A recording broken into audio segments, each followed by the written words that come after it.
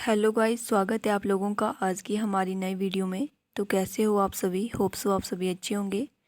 आज का जो हमारा प्रश्न है वह है हिमाचल प्रदेश के इतिहास के स्रोतों का सर्वेक्षण। तो चलिए स्टार्ट करते हैं आज की हमारी वीडियो।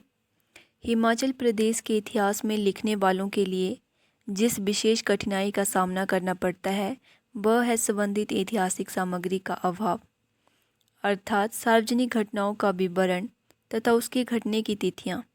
इस प्रकार की सामग्री के अभाव के कारण हिमाचल प्रदेश के प्राचीन राजनैतिक तथा सांस्कृतिक इतिहास को क्रमबद्ध करना एक सहज कार्य नहीं है।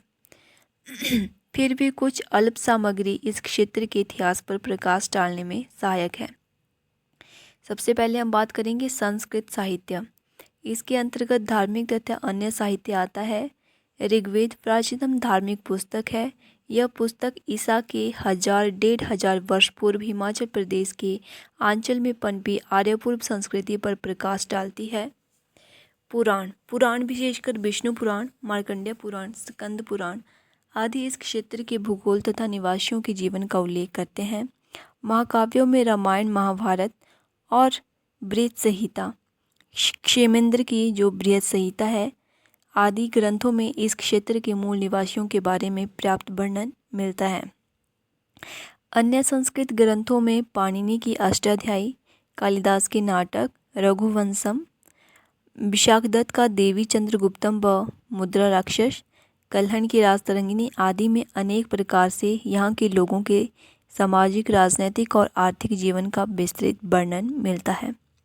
राजतरंगिणी कश्मीर राज्य से संबंधित एक ऐतिहासिक ग्रंथ है जो कल्हण ने 1149-50 ईस्वी में काव्य के रूप में रचा और इसमें जो है कश्मीर के इतिहास के साथ साथ हिमाचल के बारे में भी जानकारी मिलती है। पुरातात्विक सामग्री में सिक्कों की दृष्टि से, अभिलेखों की दृष्टि से तथा प्राचीन भवन की दृष्टि से भी हमें हिमाचल प्रदेश के बारे में जानने में मदद मिलती है। सिक्कों का हिमाचल प्रदेश के इतिहास के स्रोतों में प्रमुख स्थान है। ये प्रदेश की समकालीन आर्थिक और राजनीतिक स्थिति का पूर्ण चित्रण प्रस्तुत करते हैं। इनके अध्ययन से तत्कालीन राजनीतिक विस्तार, सामाजिक उपलब्धियों और आर्थिक स्थिति का पता लगता है। अभी तक हिमाचल प्रदेश में उपलब्ध हुई प्राचीनतम मुद्राएं औदुंबरों, त्रिगर्तों, कुलुतों और कुलिंदों से संबंधित है। ये मुद्राएं ईसा पूर्व 2वीं शताब्दी से लेकर ईसा पश्चात की 2वीं-3वीं शताब्दी तक की है। भारत, यूनान और कुषाणों की मुद्राएं भी इस क्षेत्र में प्राप्त हुई है। कुछ मुद्राएं इस क्षेत्र के पहाड़ी राजाओं ने भी अपने उत्कर्ष काल में प्रचलित की थी। इनमें मुख्य राज्य थे कांगड़ा और चंबा। पुरालेख, अभिलेख और पांडुलिपियाँ भी हिमाचल प्रदेश के प्राचीन इतिहास की कड़ियों को जोड़ने में बहुत महत्वपूर्ण सिद्ध हुई है। ये पुरालिपियाँ धातु, काष्ठ और शिलाओं पर उत्कीर्ण हैं। पुरालिपि पर आधारित सामग्री में प्राचीनतम तौस और यमुना नदी संगम पर स्थित जौनसर वावड़ क्षेत्र में अशोक का शिलालेख है। कांगड़ा के पठियार और कुनिहार शिलालेख, मंडी के सलाणु का शिलालेख, जुब्बल में हाटकोटी के पास सोनपुर की गुफा का शिलालेख भी महत्वपूर्ण है। पठियार और कनिहार के शिलालेख तो ईसा पूर्व के हैं। पुरालिपियों में चंबा सबसे प्रसिद्ध क्षेत्र है। यहाँ 6वीं-7वीं शताब्दी से लेकर 19वीं शताब्दी तक के कई शिलालेख तथा ताम्रपत्र लेख प्राप्त हुए हैं। निर्मंड का 7वीं शताब्दी का महासामंत समुद्रसेन का ताम्रपत्र ऐतिहासिक दृष्टि से एक महत्वपूर्ण पुरालेख है। मूर्तियों पर उत्कीर्ण पुरालेखों में सबसे प्राचीनतम लेख भरमौर की लक्षणा देवी की मूर्ति का है। यह पुरालिपि के आधार पर 7वीं शताब्दी का लेख है। हाटकोटी में दुर्गा की मूर्ति पर 7वीं-8वीं शताब्दी, निर्मंड में मंजुनी देवी के धातु के बने धात्विक मुखौटे के पर जो है 9वीं शताब्दी के अंकित पुरालेख भी महत्वपूर्ण है। प्राचीन भवन में हिमाचल प्रदेश में कुछ ऐतिहासिक भवन भी है जो इस क्षेत्र के इतिहास के अध्ययन में बहुत सहायक है। इनमें मुख्यतः कांगड़ा का किला, भरमौर के प्राचीन काष्ठ और प्रस्तर के मंदिर, कुल्लू में नगर, भीतरी शिमला में हाटकोटी और भरमौर में सिरमौरी ताल के भग्नावशेष तथा पुराने मंदिर और किन्नौर में कामरू, कानम तथा स्पीति में तावो, ढंकर और की आदि बौद्ध विहार भी महत्वपूर्ण ऐतिहासिक भूमिका निभाते हैं। नेक्स्ट हम बात करेंगे विदेशियों की यात्रा विवरण। विदेशी लेखक भी इस प्रदेश का बहुत महत्वपूर्ण विवरण छोड़ गए हैं। इनमें सबसे पुराना विवरण टॉलमी का है। उसने ईसा की दूसरी शताब्दी में भारत के भूगोल पर लिखा है। उसने कुलिंदों का भी वर्णन किया है। दूसरा विदेशी एक चीनी यात्री ह्वेनसांग था जो भारत में 623 ईस्वी से 644 ईस्वी तक रहा। उसने जालंधर, कुल्लू और श्रोहण राज्य का उल्लेख किया है। अलबरूनी 1030 ईस्वी ने भी कुछ एक उल्लेख किया है। यूरोपीय यात्रियों में विलियम फिंच और थॉमस कोरियाट जहांगीर के समय भारत आए थे। फ्रांसिस वर्नियर औरंगजेब के समय में भारत आया था। जॉर्ज फॉरेस्टर 1783 ईस्वी में महाराजा संसार चंद के समय 1775 से 1823 में, जेम्स वेली फ्रेजर 1815 में, एलेक्जेंडर 1817 से 22, विलियम मूर क्राफ्ट 1820 से 22, कैप्टन मुंडे और मेजर आर्चर 1829, फ्रांसीसी यात्री विक्टर जैकमो 1830, जी.टी. विने 1835 से 39, जर्मन यात्री वेरन हयंगल्ट 1835 तथा अन्य अनेक विदेशी यात्रियों ने इन पहाड़ों के बारे में बहुत ही रोचक विवरण लिख छोड़े हैं।